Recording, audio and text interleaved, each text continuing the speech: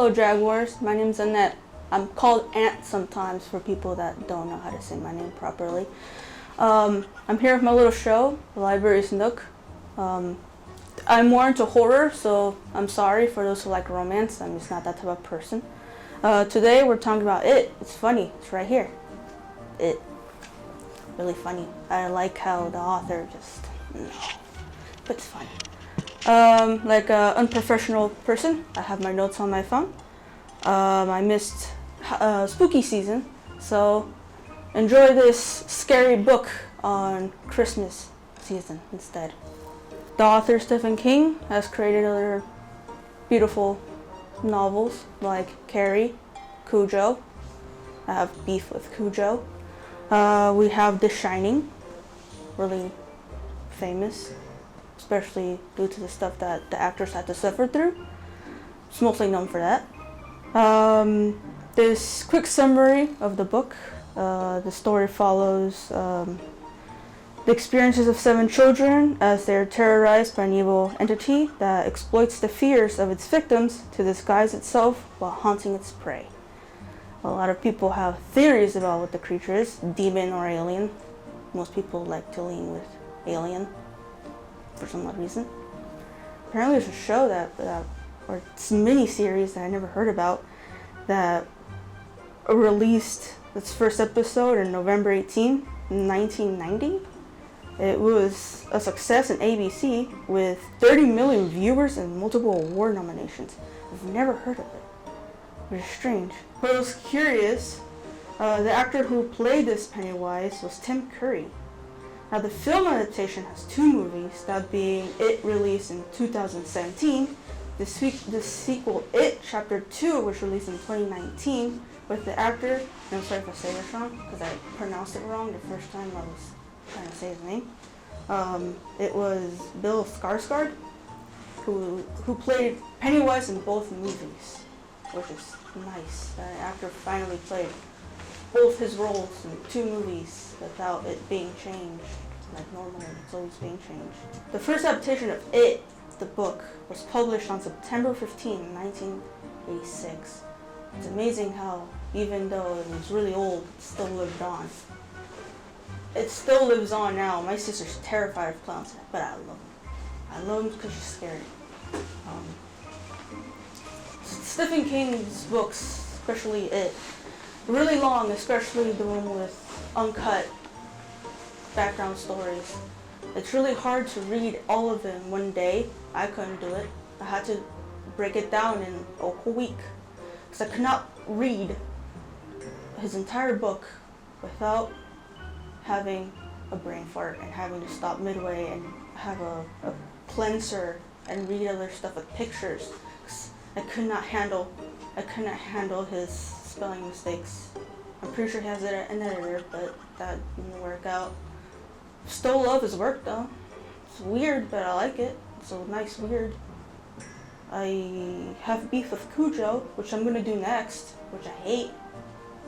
But I can't outlive Cujo. Cujo's with me forever. I'm traumatized by Cujo. And not because it's scary, but because it's dumb. This might be short, but it's the first episode. This is Anet, or Ant. My last name's Vela, but I don't think that's important. This is from the Nook. Some of this might be really me just being mad. But it's not me being mad. It's about me liking the weird. That's it. I will like to hear recommendations. I will gladly read about what you guys like. I don't even care if it's horror. It's romance, I will gladly put it on the show. Just as long as it's enjoyable. I like jokes. That's it. Applause.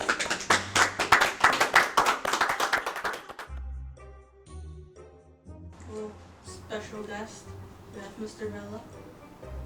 It's great to be here, Nat. Thank you for letting me crash your segment. Yep. And, one person turned to secret guest. Yeah, hey, what do you know? I like to read, because I'm a big nerd, so I'm very excited to be here. I brought a book that I both love and hate. It's called House of Leaves. Ooh, that's the sound it makes. Tell me about it. So, House of Leaves, the story is that a gentleman finds almost what you would describe as, like, I guess for lack of a better word, like an essay. He finds a long, ranting thesis by this gentleman that's based on a short documentary film that he saw. So there's 3 different layers going on in this book. The guy who finds it, I believe his name is Johnny. I can't remember because I was like blacked out during most of this book because it's just frustrating. 3 layers going on. Gentleman named Johnny, he's kind of like he worked at like a tattoo parlor. He's like a low-life drug addict, I think, alcoholic. Finds this manuscript written by a scholar. I forget the scholar's name. It was Dr. something. And then it's the article or the essay he finds is about this short documentary film called The 5.5 Minute Hallway. And the film is about a gentleman who discovers a door in his house one day that didn't used to be there. And when he opens it, it's just nothing but black space that he can't see into. And so he gets obsessed with it. He starts like walking down there, and he's like, I was just walking down there for like 5.5 minutes, and I was just constantly going. She was like, well, you just walked into that room and came back. You've only been gone for like a few seconds. And he was like, no, I was there for 5.5 minutes. And then the guy who finds the door starts going mad. The guy who's writing the essay starts going mad. And then the guy who finds the essay starts going mad as well. So it's all of these layers. And Mr. Cameraman, I don't know if you can get a close-up or zoom in anymore and get that in the frame. But the way the book is written and the way it's phrased, it almost kind of has like a cinematic style to it. There's times when they go into the hallway and it's like deeper and deeper. The word starts spiraling, and it's just the biggest pain in the ass that I've ever read. I loved it, but it was like reading a scholarly article. There was even a point, the main character Johnny, who finds all of this stuff, he has letters from his mom, who's in a psychiatric facility. And they start getting more paranoid and more paranoid and more paranoid. And in one of her letters, she was like, they're on to me now. I'm gonna write you a code in this letter. So the first letter of every word you write down to reveal the message. And I was like, is this book giving me homework right now? And I did it. I sat there and I wrote the whole letter out based on this nonsense. By Mark Danielewski, and I loved it, and I hated it at the same time. Whenever I finished it, I slammed the cover down, I threw it across the room, and I haven't touched it since. So it just took you on a journey. You could say that.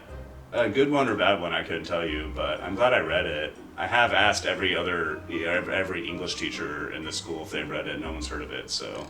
I've never heard of it. I must be the coolest kid in school then. House of Leaves. He's written some other books, but none of them really had a lot of staying power. He's very like famous for this book and how annoyingly complicated and convoluted it is. It looks like a book that will have like found footage horror. Yeah, it is. I mean, it is kind of a horror film because they keep just going deeper and deeper into this like black labyrinth and start getting off. If you're familiar with the concept of liminal spaces, a lot of that was inspired or has been inspired from this book. Due to the fact that it starts to become a maze within his own home, and his wife's like, "Stop going in there! Like you're gonna lose it." And he's like, "Oh, but it's cold now. Like what do I do?" But it's a big inspiration. It's just again, big pain in the ass to get through.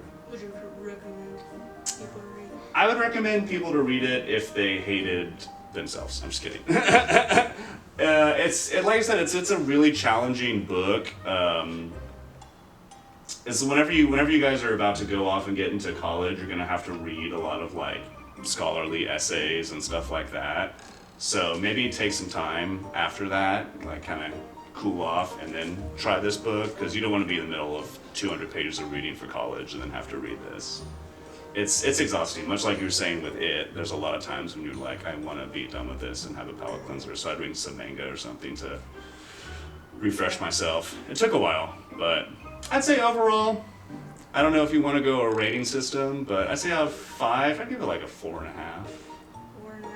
I think so. Well, I'm interested in it now. It seems like something I would like. The nonsense with some scary scariness. There's nothing supernatural. Well, there is supernatural in it. Right. But there's nothing monster in it. It's just some. It sounds like it's just some weird Yeah. stuff that just somehow happens. It's very unsettling. Yeah. It's kind of like if, I know they just did a remake, but if you guys have ever played Silent Hill 2, it's kind of like that. It's just that really unsettling, what was that, where am I, what's going on?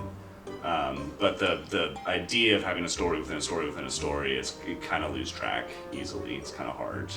I had to have like 2 different bookmarks going on at the same time. But House of Leaves, definitely not for the faint of heart, but always around in my classroom because I want to show it off to people about how incredibly smart and cool and funny I am. Well, that was Mr. Vela. You might be expecting him again. I don't know. Weird stuff can happen. It's life. Yeah, I do like to read. I do have 2 books that I know our librarian Muslim loves. We have Unwind, and we have Scythe. Ooh. So just keep a lookout. These books may appear. I don't know what episode. Everything's random. I like to keep everything random, so everything will be random. Strange. Thanks to Gravity Falls.